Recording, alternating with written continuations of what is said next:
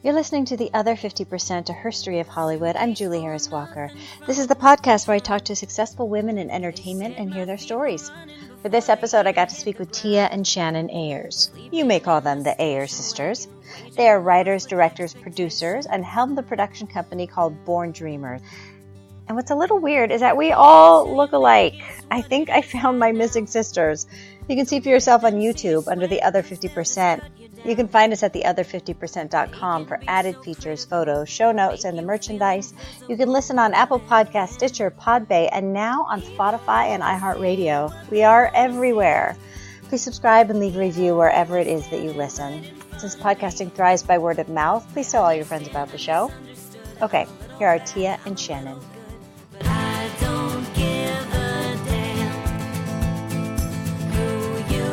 Welcome to The Other 50%, a Herstory of Hollywood. I am Julie Harris Walker, and I'm here today with Shannon Ayers Swanson and Tia Ayers. Yes. Welcome. Thank you. Thanks for having us. So tell me, what do you do? We are filmmakers. We're multi-hyphenates, so it could go on and on and on. Yeah, writers, directors, producers, former performers, and sisters, yeah. And sisters. So you do all the pieces. Yeah. What was your most recent project? Our most recent project, we actually co-directed and produced a short film for the Producers Guild Make Your Mark short film competition. Yeah, it was a 51-hour film challenge that the Producers Guild is sponsoring, and this year they're honoring Mike Nichols. Mm-hmm. And there was a possible 500 entries, and we had 51 hours to make the film. They give you the prompts, the theme, the setting, all that stuff, and you have to go. And we made it to the top 10, so we'll be screening on November 11th. Fantastic. At the South Park Center in downtown for the finals, I guess. Congratulations. Yeah. What was the prompt? There was several. So they started with a Mike Nichols quote, which was about the way that you're sitting in a theater and you can see something that's not verbally presented, and everybody's kind of having the same experience. So it started with that quote, and then it said, you're going to make something miraculous. And then what was it? They gave us 5 props. We had to use 3 of the 5, and one of them had to be central to the plot.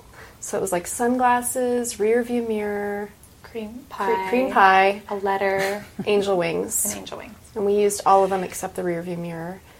Then they gave us 3 settings. You had to use 2 of the 3. One of them was 1980s Reagan era, hallway and country estate. And immediately, like, looking around where we were going to shoot, we were like, we're going with the country estate and the hallway. We're not going to try and attempt to do a period piece in 51 hours. Oh, I'm thinking you're in LA. Where do you find the country estate? Well, that's true. It was a challenge. We just go to Hancock Park. Actually, you had to get releases from all your locations, and we were trying to figure out. We just wanted an exterior, and we kept racking our brains trying to think, what could we do for an exterior? And we were at the point where we were like, maybe we just go knock on doors in Hancock Park and ask. But our parents live in Kansas, and there's a lot of country estates where they live near, and their house is a 2-story, but it looks like a 1-story from the front, so it wasn't really working. But they went to the back of their house, and they shot something with their iPhone and sent it to us. So we got one establishing shot to be the exterior. Perfect. Yeah. So smart. So you had 51 hours to write, produce, direct, finish. Mm-hmm. Mm-hmm. Did you sleep at all? No, not really. Not really. The first night, so Friday at 2 p.m. we got the prompt. We wrote the script. We got the script out to the actors at like 10 o'clock. Mm-hmm. And then I think it was, I had to do some Photoshop stuff so that we could print out these things for it. And so I think I got like 2 hours sleep on that Friday night. And then Saturday, after we finished, our editor got all of the materials by 11 p.m. She had gotten earlier. She actually was at set editing, and then she went home and we delivered her the final files. And so she slept over at my house that night, and I just set my alarm every hour to make sure that the editor wasn't having any problems. So I woke up every hour. So there was a little bit of sleep, but not a few hours. It was like having an infant again. Yeah, it did feel like that. It really did feel like that. And we were like, we're never doing this again. Not again. Not that type of strict type of challenge where it's like once 1 you've weekend. proven it, But then we were also going like, how would we do this different next time? Yeah. That's what she's doing. I'm like, no. You're doing the postmortem. Yeah. Okay, so let's go all the way back. What did you want to do when you were kids? You grew up here in Burbank and Thousand Oaks? Mm-hmm. Yeah. I guess I always wanted to be a writer. Our mom is a writer, and she writes television, film, and... Oh, that's handy. Yeah, she was... I think one of her first jobs was a production secretary on The Flo Show, and that's where she met our dad, actually, because he was on The Flo Show playing Flo's younger brother. And... so you're coming from a Hollywood family. Super Hollywood. Well, royalty, obviously. Yeah, she came up with the term that we're second-generation starving artists. Yeah. So it's more like that side of Hollywood, where our parents are very resourceful, but our mom, making a living as a writer is tremendously difficult, and so she actually, her bread and butter was doing a lot of work for internal communications. So she wrote a lot of copy for, really created campaigns for companies like Macy's and Taco Bell when they changed something like policy within the company. She would get it all out. So you're like the working Hollywood legacy. You're not the Kate Hudson. Right.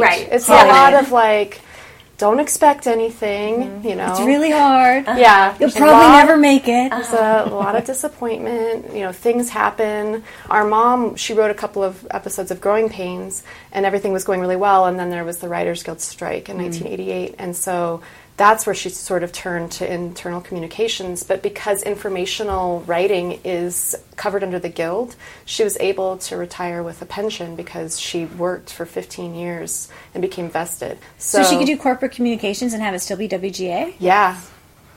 She was able to do that. She had her own production company, so she would have to turn on all the budgets and everything and funnel it through her company, but because the money was coming from a third party, it qualified. So her company was a signatory? Yeah.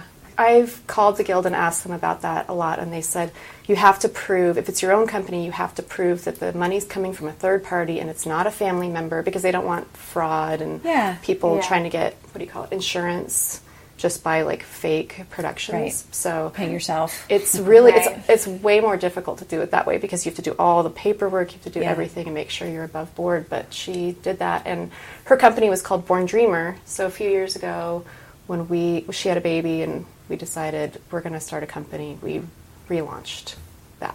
Borndreamer? Yeah. I love it. Yeah.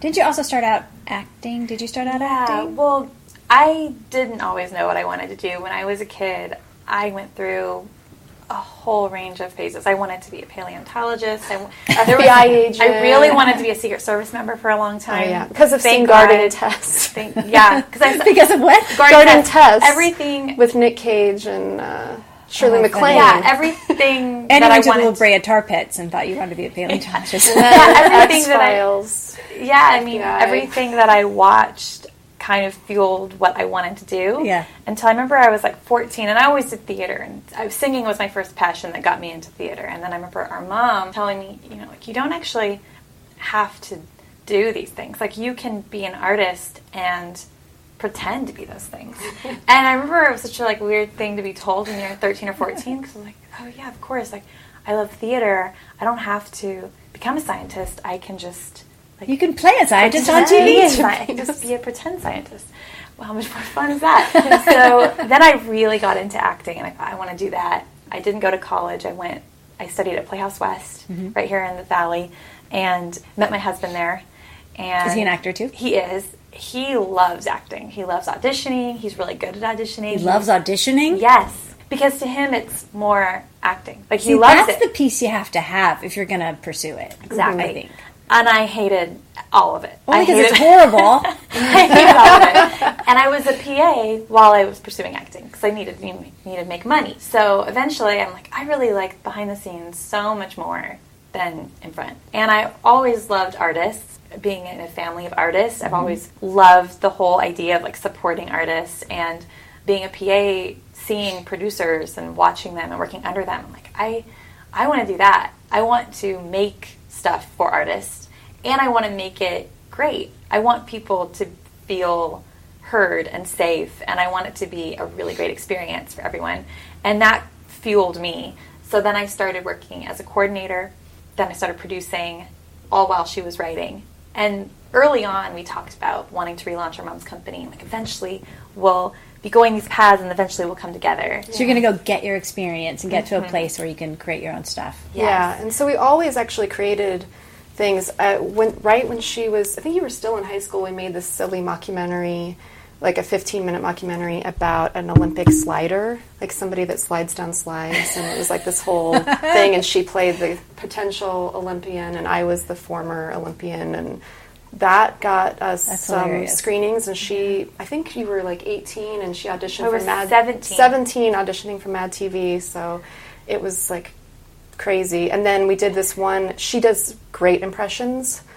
She's worked with Molly Shannon before, and Molly Shannon was really nice enough to have breakfast with us, and I immediately was like, she's a really good impressionist. And then she's like, That's Molly put Shannon. on She the was like, spot. oh, I want to see. And I'm like, oh my God. So Did you do your impressions for Molly Shannon? I did. Yeah, Because when she asks you, she's Yeah. so sweet. Yeah. And she was so nice in her request. But yeah, no, she was a really good impressionist, and we made this reel called Ultra Sexy Baby Shower, because she used to do a really good Paris Hilton, and it was split screen. I used to do a really good Paris Hilton. Well, I haven't seen you do Paris Hilton. haven't seen it. And I haven't Paris seen a Hilton's Paris so Hilton. irrelevant now that, like... I know, I'm joking. But anyway, so... I was like, who's Paris Hilton? Paris Hilton held a baby shower for Britney Spears. I don't remember who it was. There was Katie Holmes, Reese Witherspoon, Jennifer Aniston, Drew Barrymore, all these people, and we did it split screen, and I cut it, and it was right when Yahoo Video had just started, and YouTube was not being monetized or anything, and it just blew up. It was on the front page of Yahoo. There was like millions of hits, and some of the comments were like, wow, that girl that does Jennifer Aniston's really good, but the one that's doing Katie Holmes isn't. It's like, it's the same person. You did all the characters? It was split screen, so some people didn't understand, like, she's sitting, And they didn't even Scarlett know? Johansson is sitting next to... It was so long ago. It was like 2006 or something. Yeah. Yeah. If I had known what I know now, I would have used that a little bit more. But it was just like, oh, our short has like 1 million hits. What? I don't know what to do with that, you know? So it Yeah. went viral and you didn't even... It was not, the word viral had not come yeah, into it was just the... like, oh, wow, like, all Accidentally. these people are watching our thing. And then it was like, That could have been a whole career. You're a YouTuber influencer. We could have done that, and but it's, you know, you don't have... We take time with stuff. We try to. We don't want to just, like, throw up everything, and... We like to have quality. So she was a performer, and actually she got cast on a day player thing on a show on Comedy Central, and it was right when she had decided, I'm done with acting, and then she gets this call. So she had the production job. She had to be like, so I'm probably not going to have this thing, but I might. And they were like, I hope you get it. I showed up at like 5 in the morning, which is totally acceptable. Normal? It's normal. But then no one told me where to go or what to do. So, like, just enjoy breakfast, and we'll come get you. And no one came and got me, and I kept checking in, like, should I go to hair and makeup? No, you're good. And then it was literally, I had been there hours, and they're like, okay, you gotta go.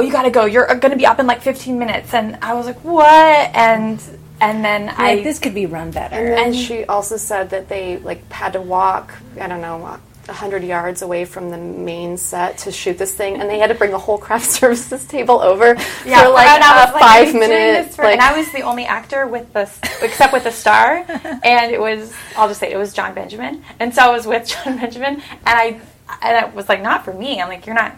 Like, hope they're not dragging using that resources resources for me. So I turned to John Benjamin and I'm like, did you make them do all that? He was like, I did it. I'm like, yeah, you totally did. No, he probably didn't, but yeah, it's funny. Somebody did. So you like, forget this acting thing I should be producing? Yes. Yeah. Yeah, I really hated... I mean, the whole industry, there's not a lot of control. You can't really control that much. But as an actor, you really have no control. I mean... I didn't get the script. Once I was going to do it, once I actually got the part, and I was already working towards being a producer when I got it. What was this part? It was the part of God. Roadside. That's another thing. It was Roadside Woman, and I had to talk about people giving. Yeah, I don't even want to say it. I was only cast in it because I think they wanted someone that didn't look like they talked about the subject on screen. And also, she looked really young. I looked really young. I had to talk about blowjobs in cars. That's what I had to talk about. It's called Roadhead, and it was basically like a PSA about the dangers of it. And she was like... while driving? And she was somebody who had lost her parents to it. Because they were getting Roadhead. And I had to talk about it. So I was standing on the side. And you didn't even get a name. I didn't even get a name. And I had to stand on the side of a road. Like, this is where it happened. And there was like a makeshift memorial. And I'd be like, I was in the back seat. I was asleep. She was asleep. It was really, but I was supposed to be like a child that a survivor of this terrible accident. Yeah. That was the cause. And was it supposed to be funny? It was actually funny. Okay. It doesn't sound funny, but it came out funny because it was played real. So she's just this girl like, happened here, you know? Yeah, it was devastating. But I didn't get the script until like the night before, and then you just don't know. I don't know. It just I think that if you're type A at all, I think it's really hard to. It is really hard, and not to say that set was run, offensively or anything, but I do think that a lot of sets. I mean, even with like everything going on in the news, I do think there's a lot of really bad situations out there. And at least when at that time, I wanted, my mission at that point was just to be the opposite of that. And I feel like as an actor, unless you do have some like family lineage that can give you that opportunity right off the bat, take a long time to make change as an actor. Unless you have the power. It takes a long time to get the power. Yeah. But when we're on set together, even if we're doing a very small thing or a small indie project, we can set the tone.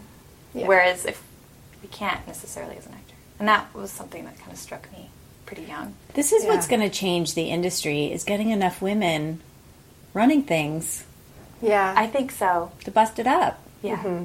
Yeah. So you guys relaunched the company, and what are you doing? So we did that Producers Guild short film. The very first thing we did was we're going to make a short film at the beginning of the year of 2017 as like a, calling card. We read that the Women in Comedy Festival was doing a film challenge. I guess we're doing these film challenges. That one was different. They just gave a first line of dialogue. And so... Was that timed also? It wasn't. No, it was more just like a film festival category. It was just sponsored by Rachel Bloom. Yeah. And so she gave the first line of dialogue. What was it? You can't do that. How much do we love Rachel Bloom? I really love Rachel. Yeah, she's great.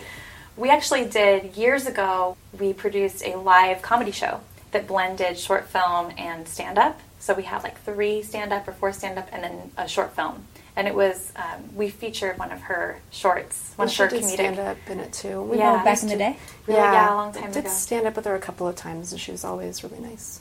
Yeah. So when I was a producer at Abominable, she would come in and would help for like table reads and stuff. She's really great.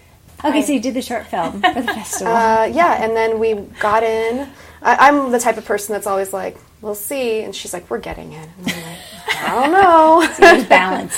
Yeah. The overly confident one. I just feel like there's been sure things and then they don't happen. And I'm like, I'm never going to think that I'm definitely getting anything again, ever. So you guys do a video and get 1 million hits. I mean, things can happen. Things do happen, but it's more fun to be like, I had no idea. Amazing. Surprise. So yeah, we got in and we went to Boston and we won the audience award. Yay. And it was a short film about a woman that goes to a job interview in her daughter's place.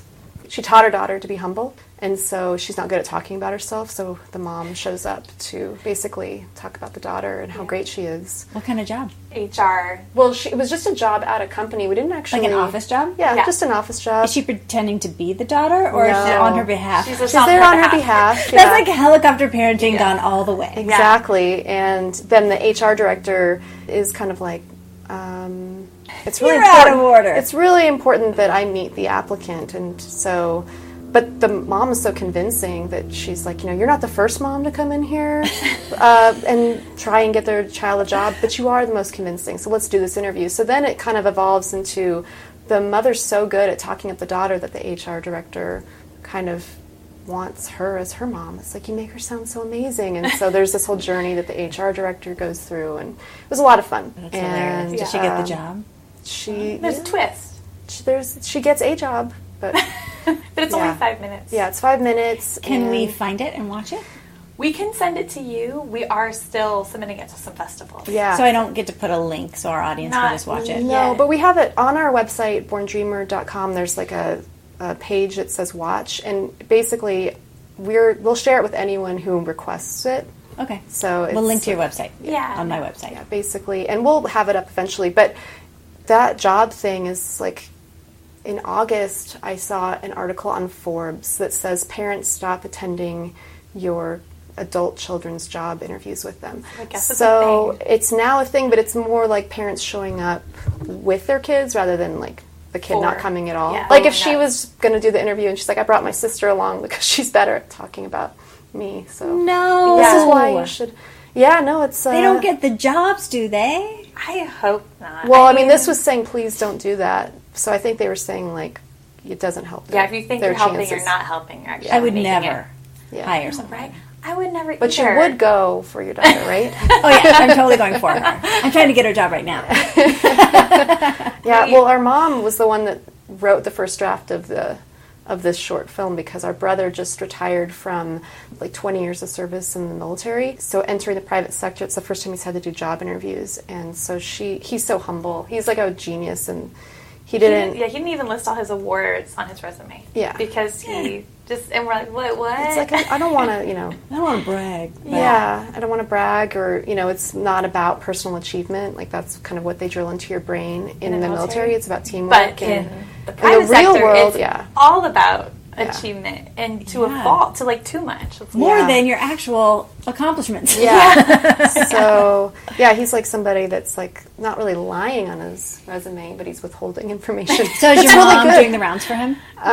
She wanted to, so it was her fantasy to do that. Yeah. That is awesome. To go for him. The first draft was written with the mother on behalf of her son, and then we rewrote it with an all-female cast because it still worked. Yeah, and we just thought we wanted to see the mom and daughter dynamic because we kind of seen like the mom kind of coddling the son. Mm-hmm. We wanted to see a mom that just loves her daughter so much that she would do this for her. Yeah. That's what we did. And then we also just shot a series of videos called Master Meme Theater, in which we have actors using the transcripts of viral videos as audition pieces. So that's being edited right now. Nice. Really absurd. It's really silly. But like viral videos. Like Chewbacca Mom. I don't know if you saw that one. Oh, I love her so much. Okay, so I do too. I'm like, she's having how can you not, right? I know. So it's taking the transcript of that video and doing it as a monologue? Yeah. That's like genius. It's really fun. Yeah, and letting actors just kind of, here's the transcript, and don't try and do an impression. Just if you were given this as a monologue, how would you perform it? So, oh my God.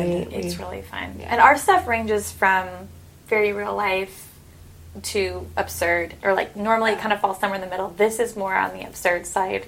Yeah. It's and really silly. What are you doing with it?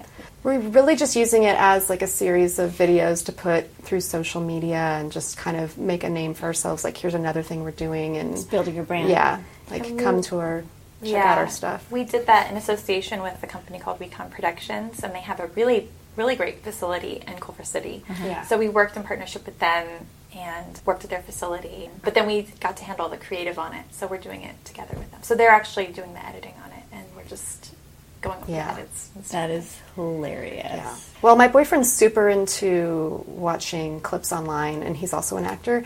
So every time he'll show me something, I'm like, I want to see you do this as an audition piece. So I just kept... I kept mentioning it to people enough until every meeting we go into, I'd also like throw that in, and this studio called us up and said, we want to do that with you. So it was like a running joke. Yeah. Like, wouldn't it be funny? Yeah. Well, I mean, I was really trying to come up with a way to do it too. I met with a studio near here in Burbank. I produced something for a friend, and we used his facility, and I was like, if you want to partner, we could use your facility, and we could put your name on it. And he didn't seem very interested, but then a couple days later, someone else was. So. Yeah, we were like, okay. Yeah.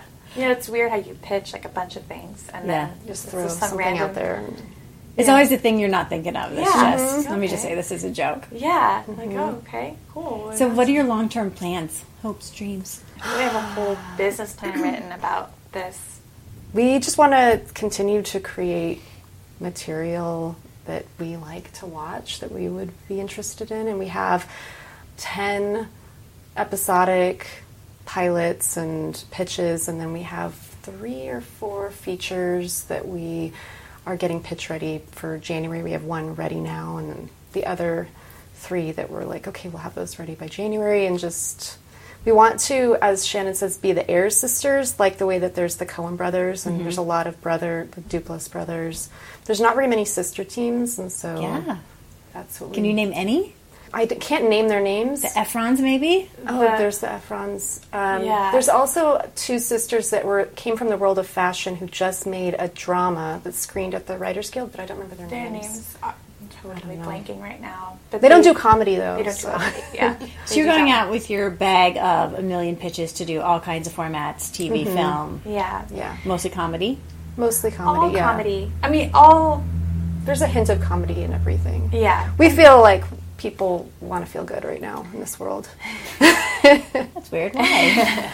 I mean, they want to, but they're fighting it because they're addicted to not feeling good. So you have to... Yeah, a little bit. Yeah. One of our missions is to bring people together through entertainment. And so we believe that people are more open to change, I think, when they feel good, not when they feel, scared or upset or insulted or... So all of our material that we are developing is very positive. Also, all of our material shows women in positive relationships, because a lot of times, even when you see women on screen, they hate each other. And that's not our truth. I mean, we're very close, but we have lots of girlfriends. We're very close with our mom. Like, we feel like negative female relationships is like the small percentage. But also, it's like, no, we don't think that that's the norm for a lot of people. And it's easy to write about that. Yeah. So, but it's not really true. It's not. Yeah. Like, women are very team-oriented, I think, with each other. Yeah. And they want to help each other. And so all of our material has that. And the conflict, not to say that they can't have conflict with each other to some extent, but all the conflict generally comes from the outside. Yeah. So that's kind of another thing we're doing. But our long-term plans is really to continue making our material with a wider audience and grow our business so we can have a nice office and have a staff that we can support. And we always talk about how people say, we're going to build our empire, and we're like, we're building our community property. Yeah. we really want to grow a community. We have so many friends. As I did stand-up and sketch for years also, and so we have so many talented friends, and we're just like, we want to get to the point where we can make all our friends stuff with them and bringing up the people around us that we think deserve to be heard, because there's so many voices that aren't heard right now. Yeah. And what's more fun than that? Yeah. Nothing. And really. why not you? Yeah, why not? Why not? Yeah. Okay, so what do you make of the state of our business, our world, how women fit into it? What are we going through right now? Boy. I think that women are determined. I feel like that's the state. I feel like we're very determined. Yeah. Talking to our mom, I don't think the state of things are good, but I think that it has been worse. And I don't necessarily think that it's better, but I don't think it's worse than it was. I mean, it's going to take a long time to change. And I think what you were saying about having more women in the game in a position to hire and to tell their stories, I don't think it's going to change for a long time. But I do have hope, because I do think it's better. And I think more people are aware, whether they're aware and they want to make positive change, or they're aware and they're like afraid that we're coming for them. Because we're coming for them. It does feel like our eyes have been wide open. Mm-hmm. Yes, yeah. I mean, I don't know how the state is. It's so weird because I come from the creative side, and so like stand-up comedy is super, like, has been really, really anti-women for a very long time. Yeah. And I started doing it in Los Angeles. I feel like in LA it's actually pretty welcoming, the stand-up community, to women, because even if people don't think women are funny, like Hollywood understands that women are necessary because they need people to play wives and girlfriends and moms, so you can get more stage time. Yeah. And then I moved to Chicago, where it was like, oh wow, yeah, there's only maybe one woman on a show, and so you're not even able to... Even after Tina Fey and Amy Poehler. Oh yeah, this was came like up through Chicago. 2009. The only time you would ever be on other shows with women would be if you're doing an all-women's show, which was another thing where it's like, why do I have to do shows that are only all women? Like, why do I fall into that category? I remember when I was doing Second City in LA, I had a friend who said to me after seeing my show, "You're the funniest girl in your group," and it was like, is that supposed to be a compliment?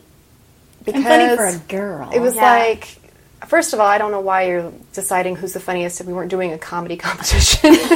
But then it was kind of like, oh, well, this is what I can aspire to be. Why wouldn't you have said I'm the funniest person in the... If you're going to say I'm the funniest, tell me I'm the funniest person. Why do I have to be the funniest woman? Yeah. So doing this where you're only in one woman on a show, you're not talking with other women as much. And I saw some change when I was there because more girls were producing shows together. And so we were able to have more camaraderie. But yeah, there was this sort of, I don't know if it was intentional.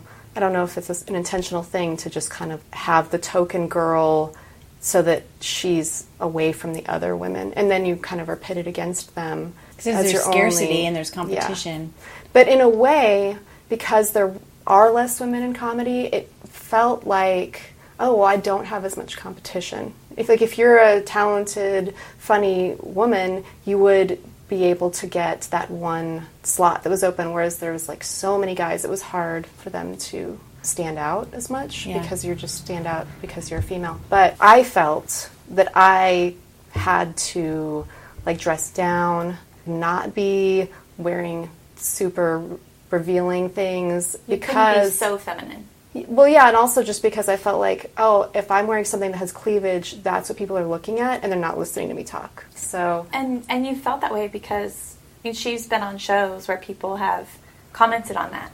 Yeah, well, like women too.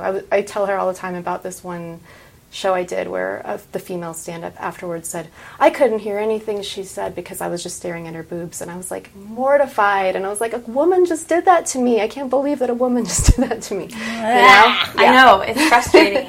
So it's I don't know, sad. but then there's also, through entertainment, we're able to make change, I think. I mean, I guess there's like some sociological study that people say, oh, well, actually, there's no proof that happens, but I always think like, true. Yeah, like comedy, you're able, like SNL and comedy, you're able to say the things because you're saying it as a joke, but there's like the truth in comedy, but apparently that might not actually cause change. We just think it does because we're at least able to talk about it. So it's this weird thing of how can you stop people's voices in a writer's room? What's safe, what's not safe? I keep thinking about that lawsuit from the early 2000s with Friends. Do you remember that? Yeah, but explain it, because people keep referring to it, and I'm like, oh, yeah, that lawsuit. But what happened? Back in like 2002, a writer's assistant was fired for being too slow of a typist. That's what they said to her. Mm-hmm. But she ended up suing for racial and sexual discrimination and harassment because the male writers, who've all gone on to have really good careers, by the way, were saying really what she felt inappropriate things. And I guess because it wasn't completely directed at her, like they weren't saying like, I want to have sex with you or I'm doing this with you, that it was just completely thrown out as frivolous, and that she should have understood that because the show was, they had to discuss sexual adult themes, an NBC show on Thursday nights in the 90s. Yeah. They don't need to Although talk about... I've watched it recently. It's a really sexual show. It is. Yeah. It is. I guess, so one of the things that they were accused of, which they admitted to doing all this, was they would talk about their sexual preferences, like how they like to have anal sex. They would talk about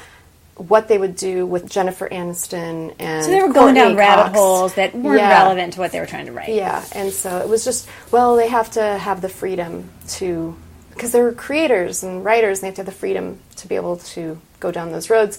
So there's this thing for me, like, I wasn't there, I wasn't in the room, I don't understand the context. I try to think, like, what have I said someone else might find inappropriate, and you don't want to censor writers so much that they're worried they're going to offend everyone. Right. But I feel like there is a balance where sometimes you just say things to distract rather than actually contribute. Right. So it's really and then, like did you feel unsafe in the room, or now I got to walk out to my car with one of these guys that who knows what they're capable of? I don't know. But so anyway, it ended up being thrown out. In fact, the first time it was thrown out, they said she had to pay their legal fees, which was like hundreds of thousands of dollars, like $400,000. She didn't have to do that, though. I think that when it went to, then it came back in 2006, I think that was taken away, but then it was still thrown out. So I don't know. And then I bet there was a big backlash. If you can't have a woman in a room, because then she'll sue you. Yeah, and well, I think a lot of shows from then on have had the agreement you have to sign where it's, you basically have to say, like, anything you say in this room I will not be offended by. Right. No. Which now they're saying they might not be able to include those things in contracts anymore. Yeah.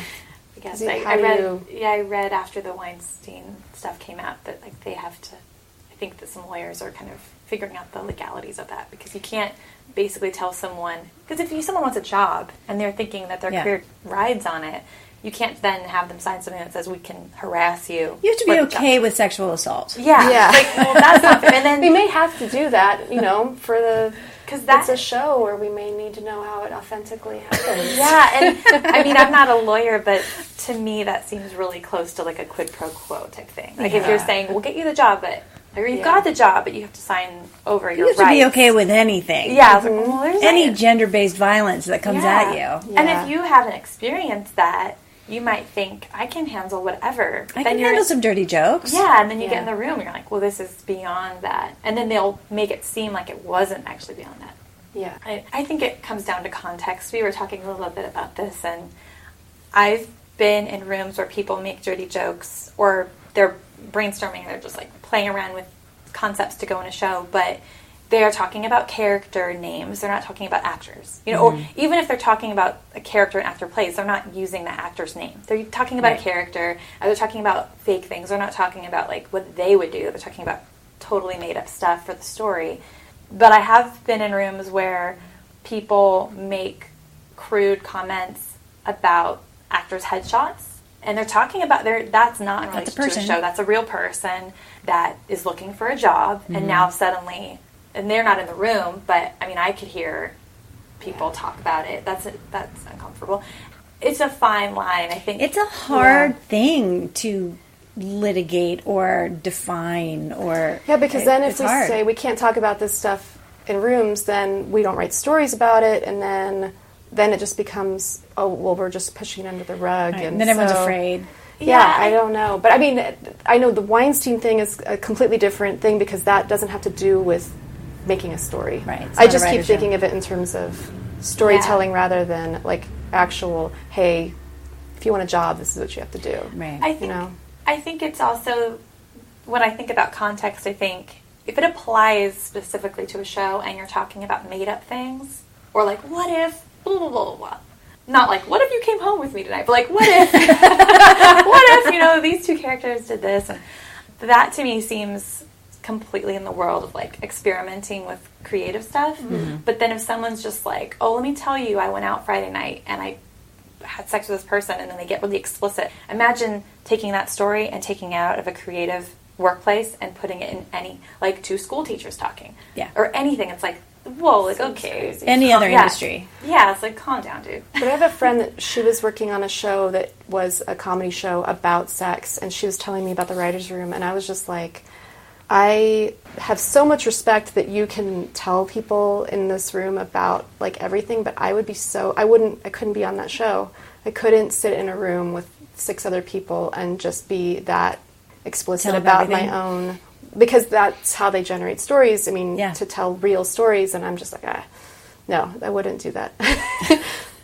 There's like, I don't feel like we're super prudes, but then sometimes I'm just like, There's like, I don't think we're prudes, but some things can go so far. There's like a level. Yeah. It's like the spectrum of sexuality. There's like a spectrum of prudality. Yeah. Well, like I was thinking about the movie Scientific. Walk Hard. The movie Walk Hard with John C. Reilly is it is Walk Hard. So funny. I love that movie so much, and there's so many dick jokes in it, and I still just love that movie. But then I think, but I would never write that movie myself. Yeah. But I still think it's hilarious. But that's okay. I think that's like the beauty of film. I just was able to go to a screening of The Murder on the Orient Express last night. I think I have big vision. Like, I think I have a lot of vision. That is a movie I would never have envisioned, ever, in a million years.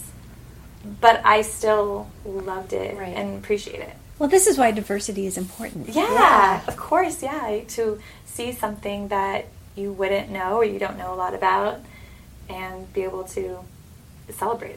Yeah. What advice do you have for young women coming up? I know you're prepared.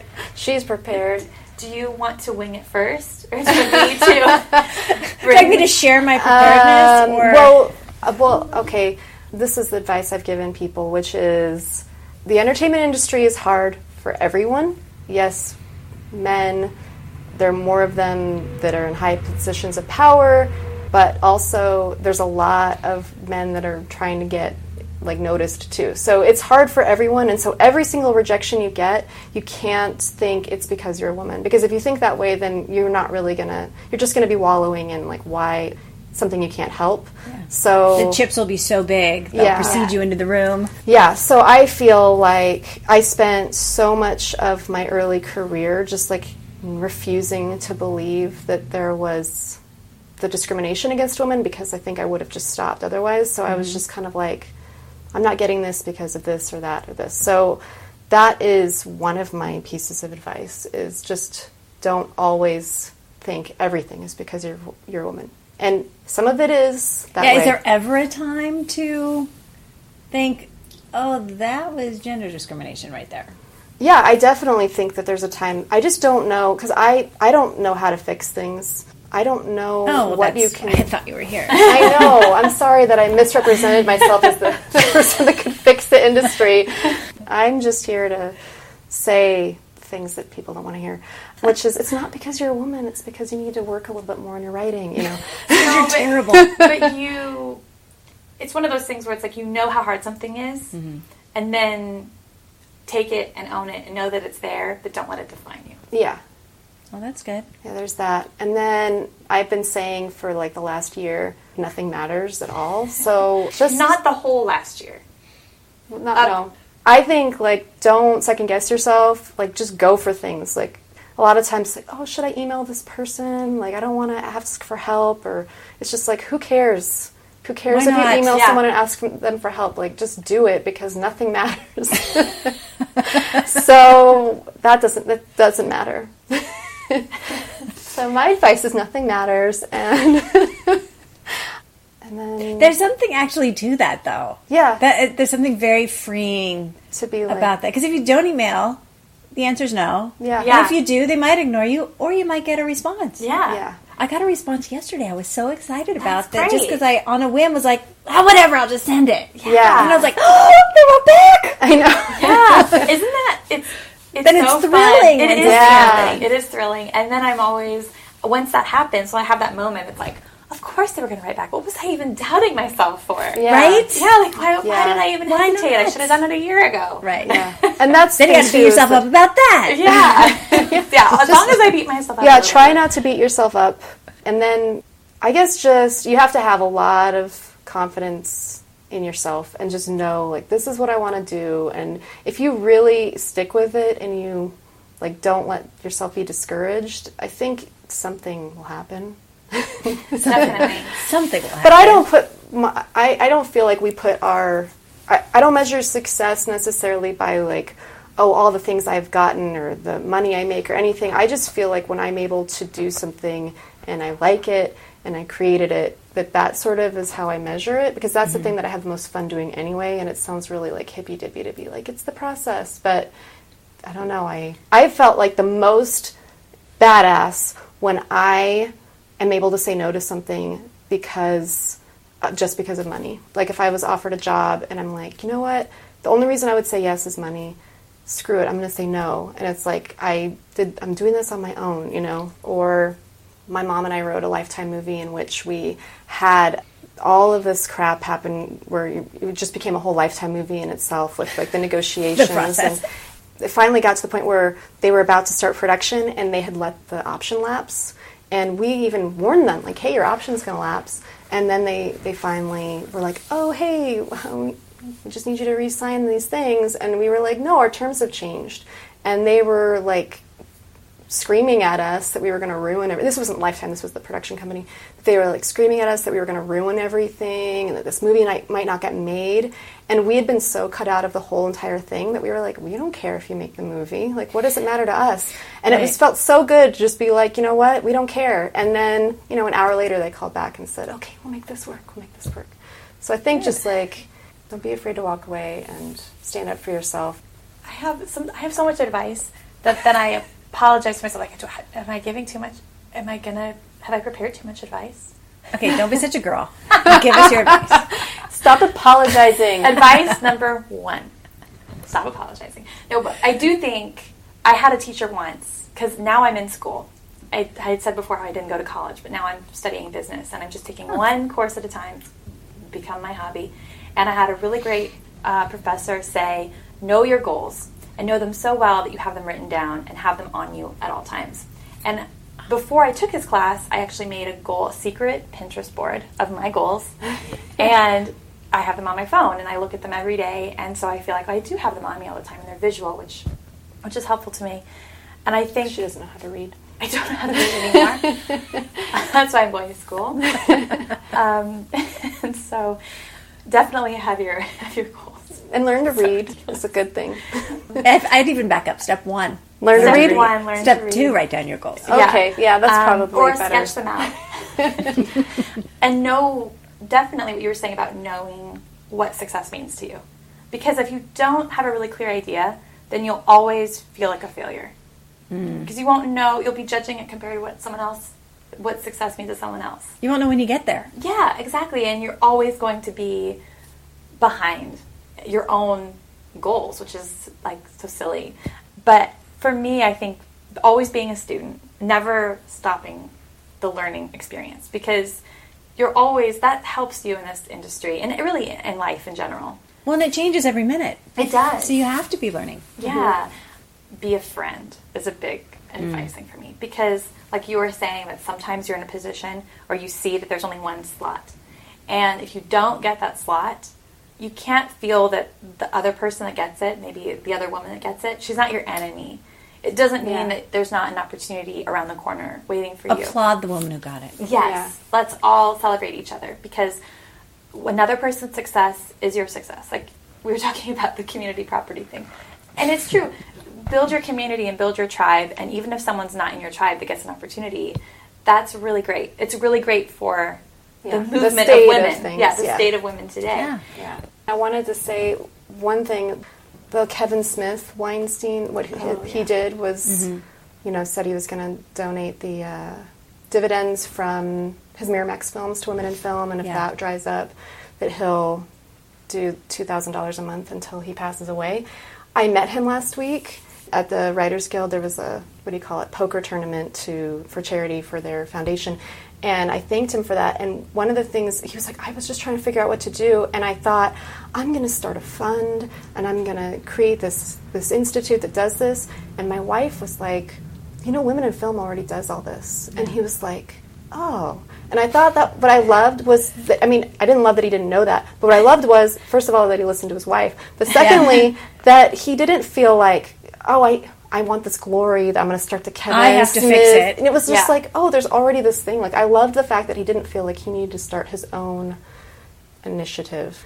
I've always heard great things about him. He was so nice, and so I was so excited to meet him right after that happened to be able to say thanks for that. But anyway, go on with your advice. Okay, I'm almost done. I would say work really hard.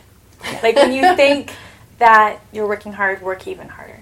And then I think that people are talking a lot about being a multi-hyphenate. I didn't even know what a multi-hyphenate was until this year. Yeah. So we went to an event, Women in Film, that were like, are you a multi-hyphenate? Come to this event. We're like, shoot, I guess we are. Yes. Yes, I am. Yeah, that's me.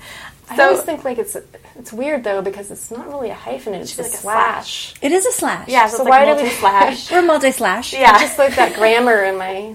Let's just start saying it. See if I'm a multi-slasher. We'll take it back. I'm a slasher. I'll put it for the podcast. Multi-slash. But I do think that one thing that helped us was you've always been really focused on story and writing, and me being focusing on production. I think that helps kind of get your footing in the industry, and having a career, or at least the beginning of a career, having contacts that know you as something, and then branching out from there. Because I think it's really hard to start out as a multi-hyphenate. Like people are coming from college or coming out of high school, and they're like, I want to do all these things. I have no experience, and I'm going to run the whole thing. Yes. Yeah. Exactly. Like, calm down. Yeah. Learn the skill. Exactly. Our grandfather was a general manager of a hotel, and he would say, you have to know how every piece works. And I'm still learning, and I feel like we're all still learning it, but definitely when you're first starting out, it'll just take your time, and it'll come. Yeah. Okay, now you both started to answer this question already. I didn't even ask it yet. Are you a success? Yeah, I guess so. I'm doing what I want to do, and I'm happy, and I have a house that I live in. I mean, I have an apartment that I rent. And I work with my best friend, and so, yeah, I guess I feel like a success. But I feel like it's because we're making things happen on our own. I feel like if I was trying to find work, and especially if I was an actor still doing that, I would not feel the same way. It's just so hard to not take control. So Yeah. I think so. When you first asked, I shook my head. So I was like, oh no. But then listening to you, I do feel like a success. But earlier when we were talking about like the plan, I feel like in my head that's part of the success because I want to see things grow and see things play out and what our projects, I mean, we really want to direct a film. And so when I think like, oh, when I get there, then I'll be successful. But in reality, it's so hard to take chances. It's so scary. But I think every day you're pursuing your dreams and you're able to stand up to that kind of fear and just go, I'm doing it. That is successful. Also, I was talking with her husband recently about, I saw some TED Talk about like the number one correlation for success is grit. And then he was like, well, how do you define success though? Like, what is the definition? Does that mean like that they're higher paid? And it was like a real, Zen, because he's reading all these Zen books. Like, you're right. What does that mean? Yeah. What does any of this mean? Nothing. Nothing matters. So we should end on that. And to conclude, in conclusion, nothing matters. Yeah. Okay, tell me this, even though you already did. Are you a badass? Yeah, I guess so. I guess I am. I already said it. You can't say, I guess I'm a badass. I think that's not very badass. I think I'm redefining what badass is. I mean, glasses and I'm kind of sort of a badass. I think glasses and brown hair is what defines badass. Well, I guess I'm a badass too. I guess so. It's funny. I like to play by a lot of rules. Yeah. I like the rule. See, that's so badass. So I've never She's the rule really person. thought of She doesn't myself as lie. a badass because I'm a terrible liar, and I like things to be on the up and up. Yeah. And so that to me has always been like not very badass sounding. But I think now, in today's day and age, I think it is kind of badass to be like, I'm a positive go-getter that wants to help the world. Like, I'm super badass. Give me my leather jacket, right? But, vegan leather. Yeah. Like leather jacket. Bedazzled. Yes. Preferably. Exactly. With like a big peace sign. That's me. Oh my Hilarious. God, people hate us. Okay, is there anything we didn't talk about that you wanted to I do feel like the people who can make change are the people in power right now. Yeah. And I think that if they really want to make change, they need to really pay attention to diversity and listening to women. Because this podcast being the other 50%, we're the consumers. Like, we're the ones that make a lot of the decisions in the household and the entertainment choices. And my husband's always watching. I mean, he loves film. He's an actor, so he has his own love and like what he's into. But, it's 50-50. Sometimes we're watching things that I'm more into, and sometimes it's different. And I think that people need to take note of what we want to watch. And Right. Young men 18 to 34 is not the only demographic. Absolutely. Yeah. And men want to watch women too. Mm-hmm. They don't understand. Sometimes they maybe aren't going to articulate that. They don't always know they want to. They don't. I saw a Q&A recently, and it was after a film. I'll just say it was the murder. It was last night. It was the Murder on the Orient Express. It was like the one movie I've seen. You're a parent. I've only seen one movie. I've only seen one movie in 2 years, and it was this movie that I saw last night. Lots of writing on it because it's the only movie I've seen. It was. Thankfully, I'm glad you got a lot out of it. I got a lot out of it, but there was 4 men speaking afterwards. They all seemed very deserving. They all seemed like very hardworking, probably following the advice that I feel like I would share.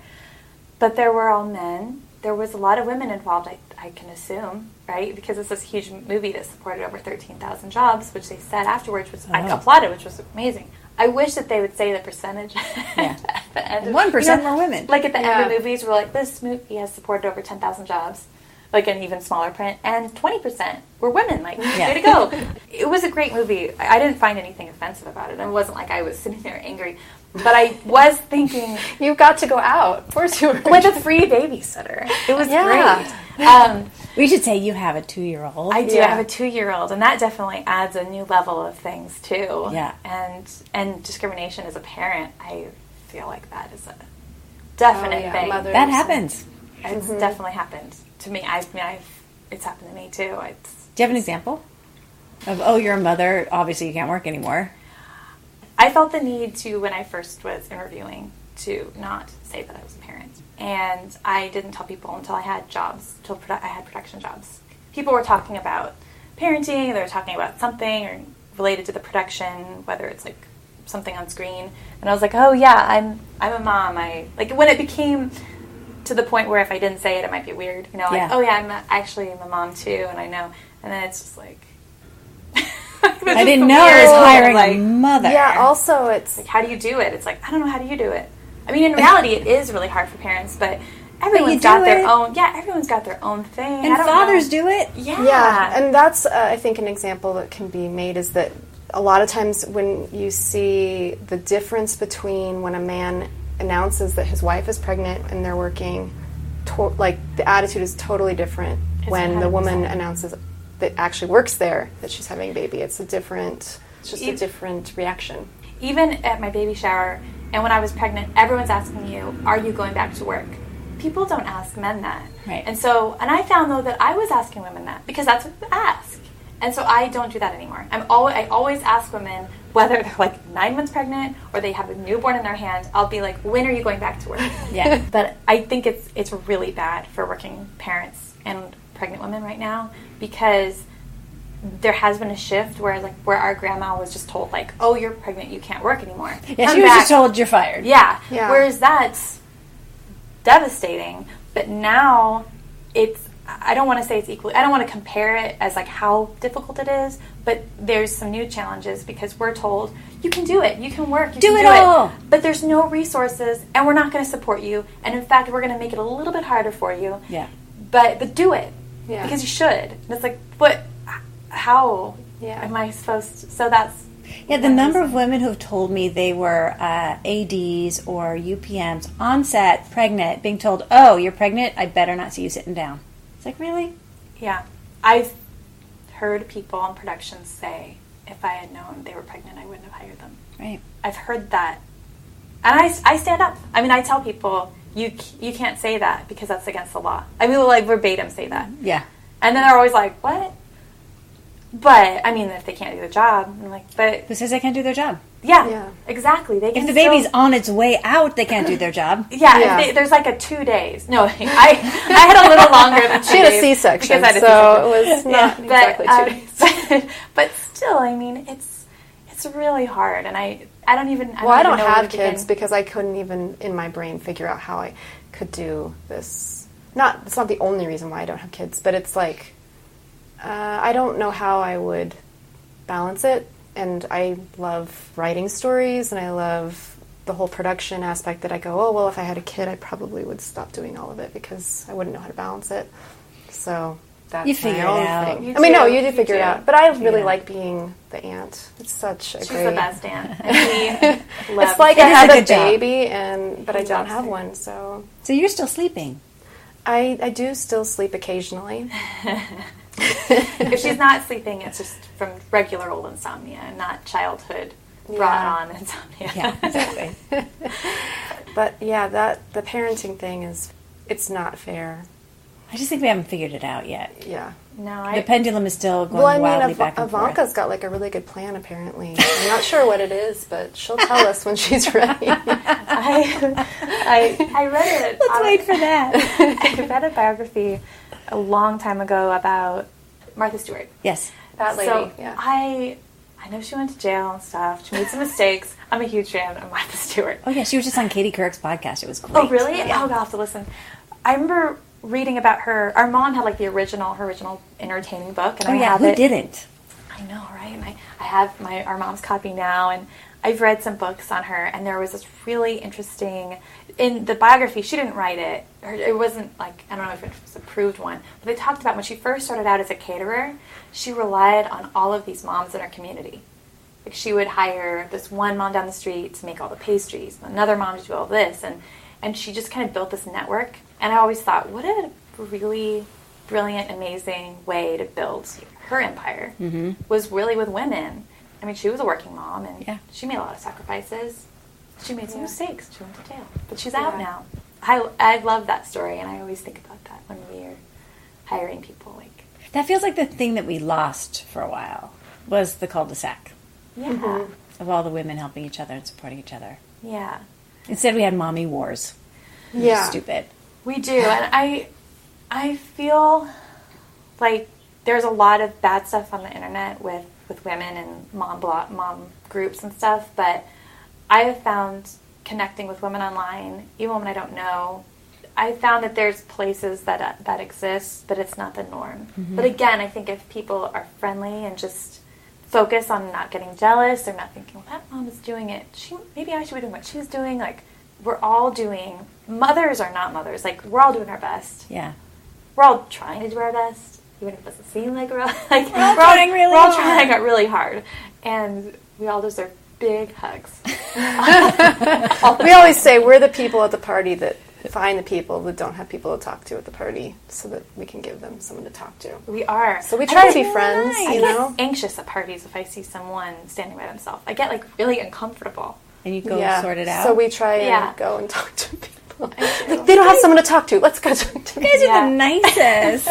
If you invite us to a party, we're the unofficial welcoming party. Yeah. So, any final words? Thank you so much for doing this and having this podcast and having us. Thanks so much for coming over.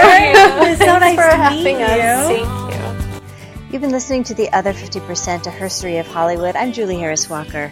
If you'd like to read more about this topic of working while pregnant and as a new mother, you're in luck because I wrote a book. It's called You'll Never Have a Baby in This Job Again, and it's available on my website, theother50%.com, all spelled out. Just click on the merchandise link and you'll find it there. I'd like to thank Shannon and Tia Ayers for sharing their stories. And special thanks to Kate McDougald for editing, Jay Rowe, Danny Rosner, and Allison McQuaid for the music. Please find us on Apple Podcasts, Stitcher, Spotify, Podbay, and now iHeartRadio, and subscribe and leave a review, and of course on the aforementioned website for added features, bios of our guests, and the merchandise and the book. We're now on YouTube, and we're on Twitter at Other50%, and Instagram at Other50% Podcast, and of course also on Facebook. Thanks for listening. See you next time.